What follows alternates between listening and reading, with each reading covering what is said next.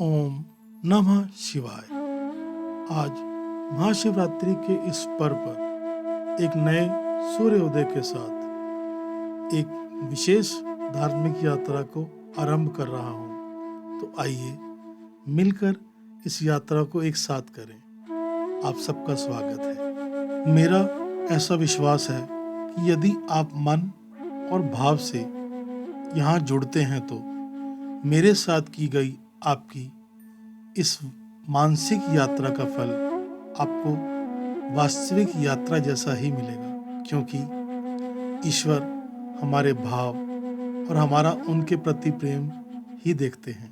तो आइए अपनी इस यात्रा को शुरू करते हैं। हम इस यात्रा का आरंभ कर रहे हैं तीर्थ नगरी हरिद्वार से, क्योंकि शिव जी की ससुराल यहीं कंखल हरिद्वार में ही है। इस यात्रा में शिव पार्वती जी के विवाह के साथ साथ कुछ और चर्चा भी करेंगे, जिससे ये यात्रा का रोमांच बना रहे।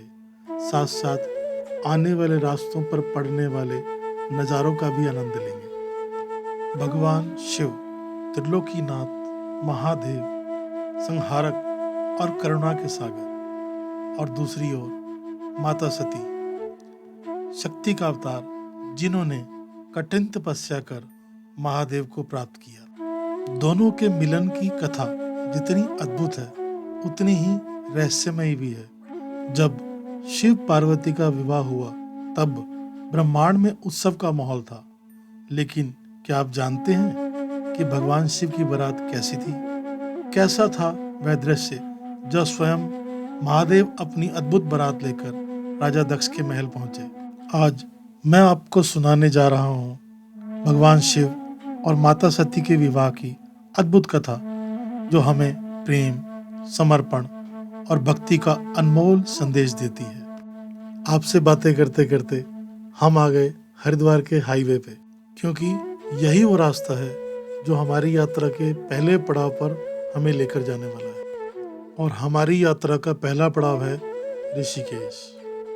ऋषिकेश की दूरी हरिद्वार से 25 किलोमीटर है, परंतु जहां हमने जाना है वहां की दूरी हरिद्वार से 33 किलोमीटर है। हरिद्वार और ऋषिकेश दोनों ही शहरों में आने के लिए आप रेल, बस, हवाई यात्रा का विकल्प चुन सकते हैं। जॉलीग्रांट हवाई अड्डा दोनों ही शहरों से लगभग बराबर दूरी पर है। हरिद्वार और ऋषिकेश के आसपास बहुत से दार्शनिक स्थल हैं, जहां पर वर्ष भर लाखों पर्यटक घूमने के लिए आते हैं। उन सब स्थानों की चर्चा आने वाली वीडियोस में आपको देखने को मिलेगी। आज हम विशेष रूप से भगवान शिव के विवाह के बारे में बात करने वाले हैं।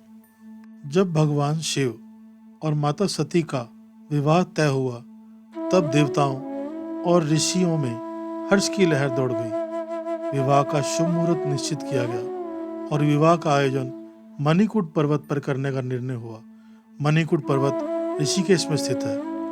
मणिकूट पर्वत को इस अवसर के लिए भव्य रूप से सजाया गया। भगवान शिव जब विवाह के लिए कैलाश से निकले तो उनकी बारात अद्भुत और विचित्र थी। उनकी बारात में भूत, प्रेत, नाग, योगी, साधु, संत, गण, गंधर्व और देवता आदि सभी थे। भगवान शिव की सवारी नंदी बैल थी। उनकी बारात में वीरभद्र, नंदी, भैरव, माता काली, सप्तऋषि और अन्य देवी देवता भी शामिल थे। शिवजी के शरीर पर भस्म लगी हुई थी। उनकी जटाओं से गंगा प्रवाहित हो रही थी और उनके गले में नाग लपटे हुए थे। जब देवताओं ने यह बारात देखी तो कुछ तो हंस पड़े, लेकिन कुछ देवता भयभीत भी हो गए। बारात जब मणिकूट पर्वत के पास पहुंची तो देवगणों ने स्वागत किया। यहाँ शिवजी की बारात ने विश्राम किया। इस स्थल पर अनेक ऋषियों और देवताओं ने विवाह की सफलता के लिए यज्ञ किए।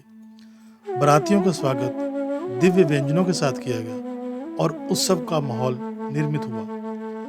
अब आपको पता चल ही गया होगा कि आज की हमारी यात्रा का पहला पड़ाव मणिकूट पर्वत ही है, जहाँ भगवान शिव की बारात आकर रुकी और इस स्थल पे भगवान शिव का श्रृंगार दूल्हे के रूप में हुआ।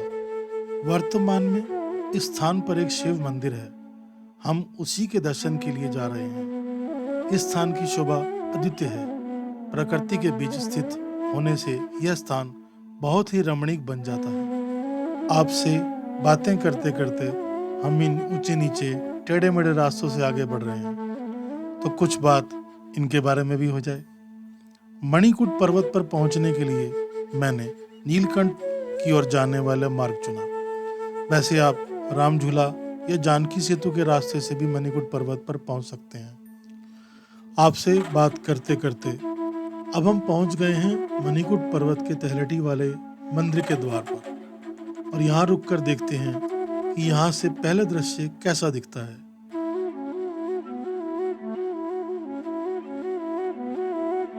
ये है वो रास्ता जहाँ से हम लोग आए हैं।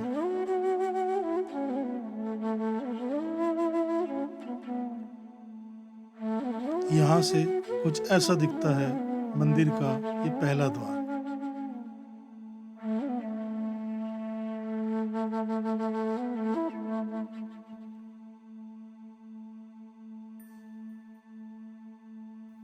और ये रास्ता आगे निकल जाता है राम झूला और लक्ष्मण झूला के लिए।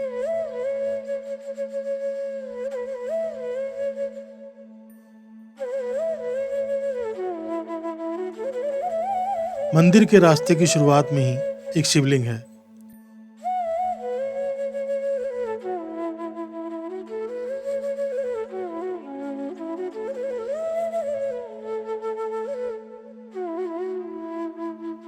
और इस शिवलिंग के पास से प्रथम दर्शन होते हैं उस मंदिर के जहां पर भगवान शिव जी के बराती कैलाश पर्वत से आकर रुके थे। वर्तमान में यह स्थान भूतनाथ मंदिर के नाम से जाना जाता है। इस मंदिर के पहले द्वार पर ही शिवलिंग के दर्शन करते ही मन शिवमय हो जाता है। ये रास्ता खड़ी चढ़ाई के साथ साथ थोड़ा सा खराब भी है।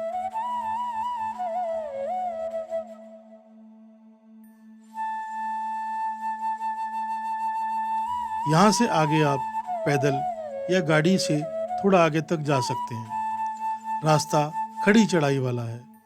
ऊपर बड़े वाहनों के लिए कोई विशेष पार्किंग सुविधा नहीं है, इसलिए नीचे वाले द्वार के पास वाहनों को पार्क करके यात्रा करें।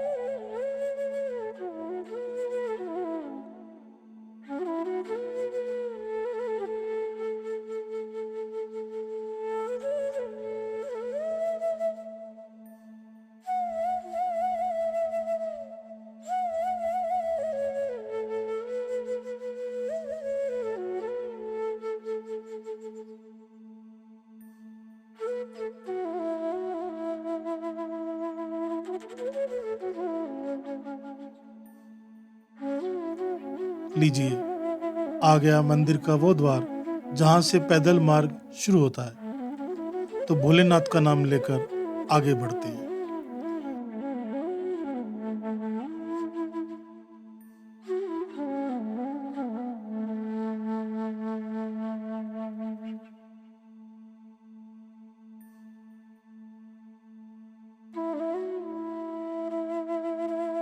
हर हर महादेव, हर हर महादेव।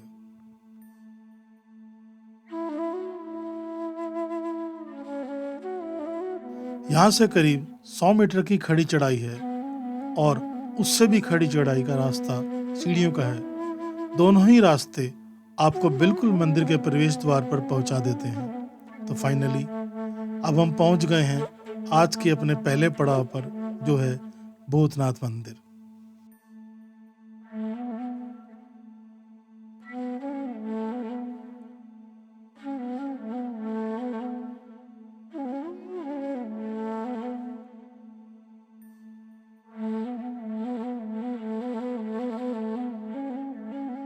दोस्तों, ये है वो सीढ़ियों का खड़ी चढ़ाई का रास्ता जिसके बारे में मैं आपको अभी थोड़ी देर पहले बता रहा था। ये है मंदिर का प्रवेश द्वार और साथ ही मंदिर के ऊपर जाने का रास्ता बिल्कुल साथ से गया हुआ है।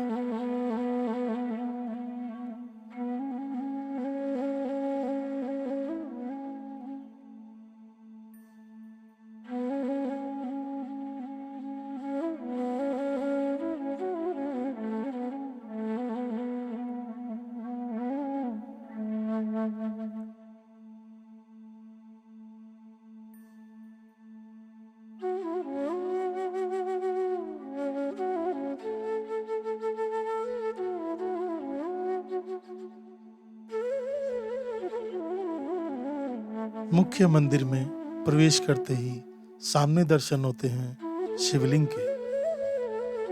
दोस्तों, इस मंदिर के बारे में मैं आपको वो जानकारी भी दे सकता था जो यहाँ के मुख्य पुजारी जी ने मुझे दी, किंतु इस यात्रा में मैं अकेला नहीं हूँ, आप भी मेरे साथ हैं। इसलिए जो भी इस मंदिर के बारे में पुजारी जी ने बताया, आइए हम साथ ही सुनते हैं। ये प्रभु, आपने क्वेश्चन किया कि जो है कि भूतनाथ कौन है, तो हम आपको सूक्ष्म में बताएंगे। जब बाबा भोलेनाथ की जो है शादी माता सती से हुई थी, तो उस समय जो है कि जब हिमालय से बाबा की बारात निकली थी, तो उसमें बाबा के असंख्य गण थे, सारे अंग भंग थे। जो पूर्ण था भी तो उसका अता पता नहीं था। प्लस उसमें 33 कोटि देवता थे, 88,000 ऋषि मुनि थे, सौनकादि सूत्र इत्यादि सनंदन सत्य। न देवताओं का अता पता था न ऋषियों का। जिधर देखो सब भूत प्रेत ही कई प्रकार। अब जिसकी संख्या अधिक उसी का बोलबाला होता है। सब घर में आजकल वही रिश्ता चलता है। उन्होंने अपने स्वामी को ऐसे सजा रखा जिसका कितना भी वर्णन करे कम है। वस्त्र की जगह पर अनेक प्रकार का तो जो है राशि लग रहा है। स्वयं पे भी उनके एक से एक भस्म का लेपन हो रहा है, एक से एक सुगंधित जड़ी बूटियों का लेपन हो रहा है। श्रृंगार में सांप ही सांप लगा है, जटा पे खीरी, नंदी में सवार होकर चल रहे हैं, पीछे से गण चल रहे हैं। अब ये पता नहीं चल रहा है कौन दूल्हा है कौन बराती है, सब एक जैसे दिख रहे हैं। तो जो उस बारात को देख रहा था उस टाइम, चाहे मनुष्य हो, जीव हो, जंतु हो, पशु पक्षी इत्यादि, उसकी लीला वहीं समाप्त तो सीधा बैकुंठ। और जो उनका उद्घोष सुन रहा था, अनेकों प्रकार का विचित्र विचित्र आवाज, वो जो है बेहोश पड़ जा रहा था। कब होश में आएगा पता नहीं, 6 साल में आता है कि 10 साल में आता है कि 2 दिन में आता है, तो बारात वहां से यहाँ पे पहुंची जहाँ पे आप बैठे हुए, मणिपुर पर्वत है। इसकी परिक्रमा भी होती है फागुन महीने के शुक्ल पक्ष के एकादशी को, ठीक है, होली से 3-4 दिन पहले। जब यहाँ पे बारात पहुंचे तो यहाँ पे उनका नाश्ता पानी इत्यादि हो। अब इतनी बारात थी, पूरे पर्वत में ही बैठे, वैसे तो है नहीं यहीं पे बैठ जाएंगे, ठीक है ना। फिर उसके बाद जो है कि यहाँ से शगुन लेके जो है सप्तऋषि गए हरिद्वार। हरिद्वार के प्रजापति दक्ष के दरबार में पहुंचे, अतिथि सत्कार हुआ, बोलना स्टार्ट हुआ। तो दोनों पक्षों का बातचीत चलती। जब बोलना स्टार्ट किया तो जितने वहाँ दरबारी बैठे थे, जितने प्रजागण बैठे थे, जितने रिश्तेदार बैठे थे, तो जिस अवस्था में बैठा था उसी अवस्था में लवलेट हो गए, बेहोश पड़ गए। जो खड़ा था खड़ा ही, जो लेटा था लेटा ही, जो बैठा था बैठा। आंखें खुली खुली हैं तो बंद है तो बंद है, खुला है खुला, बंद है तो। होश में लाए फिर वही आता। सबके मन में भय उत्पन्न हो गया। अभी कल्पना मात्र है क्योंकि अभी देखी नहीं है। तो उसके बाद जो है कि भगवान नारायण का आह्वान किया सप्तऋषियों के, प्रभु इस लीला को समाप्त करो। जो पीछे हुआ भूतकाल में, भूत माने जहाँ से बारात स्टार्ट, वही अब वर्तमान में हो रहा है जहाँ बारात पहुँच रही है।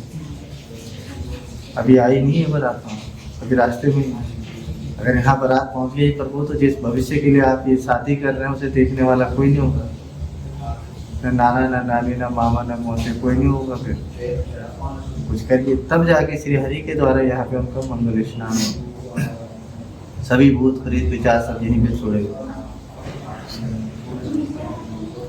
और यहाँ से सिर्फ तब देवता ऋषि मुनि जो मेन गण थे वही फिर बारात में गए हरिद्वार, तब जाके उनकी शादी संपन्न, तब यहाँ उनका नाम भूतनाथ पड़ा।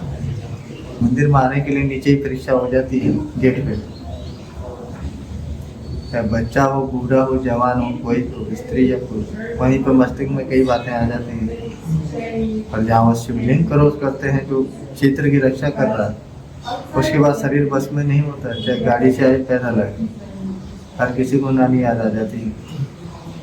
और जब इसके अंदर पहुंच जाए तो फिर शांति हो जाती है। पर इनके अंदर भी जो है कि हर किसी के नसीब में नहीं होता है। दिन भर में 100 आएंगे तो 100 में से जो है 10 ही आदमी जल चढ़ा पाएंगे इनको, बाकी सीधा उल्टे पाँव। आने के बावजूद भी दिमाग काम नहीं करता है कि किसके लिए आए हैं और क्या करना है। तो जो जिस निमित्त से आता है तो बाबा उसको उसी निमित्त से यहाँ से भेजते भी हैं। जो घूमने के निमित्त से आएगा तो वो घूम के ही जाएगा, और जो बाबा के लिए आया है तो वो अंदर आकर के जल चढ़ा करके चला जाएगा। ऊपर इनकी मूर्ति है, कैसे तुला बनती श्रृंगार है, तो सब इनको पीठ दिखा करके भाग जाते हैं। पुजारी जी से हमारी कुछ और विषयों पर भी चर्चा हुई और ज़्यादा विलंब न करते हुए हमने निर्णय लिया कि विधि विधान से भगवान शिव का जलाभिषेक और पूजा की जाए। उसके बाद मंदिर की अटारी पर जाकर बाकी के दर्शन करते हैं और इस मणिकूट पर्वत के आसपास का भी हंगम दृश्य देखते हैं कि कैसे प्रकृति ने इस स्थान को इतना रमणीक बनाया है। गुरु ब्रह्मा गुरु विष्णु गुरुदेवो महेश्वरा गुरु साक्षात् परब्रह्म तस्मै श्री गुरुवे नमः। ओम वाजाय स्वाहा प्रथवाय स्वाहा बीजाय स्वाहा क्रतवे स्वाहा पूजकेन कल्पं ताम्बं रोमचदुष्टवीरं तरञ्चं सर्वे देवा गन्मामितम् अवुं प्रजापतिं अवुं वेद स्वाहम्। ओम शिव परात् परा। विधिवत पूजा के बाद एक आध्यात्मिक ऊर्जा प्राप्त हुई। आशा है इसको आप सबने भी अनुभव किया होगा। तो इस ऊर्जा के साथ शांत चित्त से इस मंदिर और उसके आसपास के सुंदर दृश्यों का आनंद लेते हैं।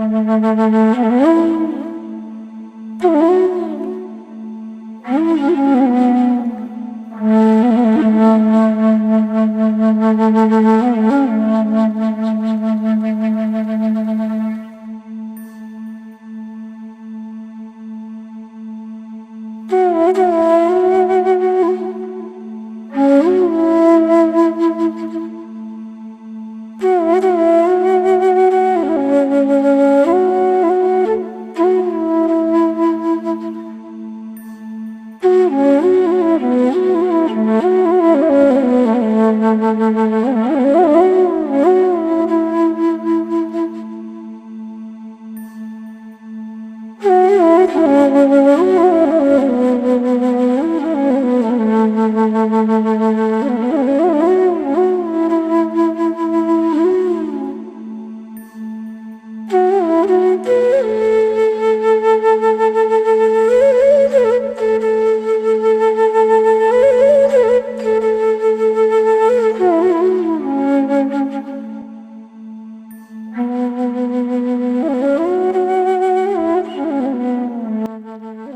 अस्त का समय हो और आप माँ गंगा के निकट हो तो माँ गंगा की आरती देखने का मन कर ही जाता है। तो सीधे चलते हैं गंगा तट पर और आरती का आनंद लेते हैं।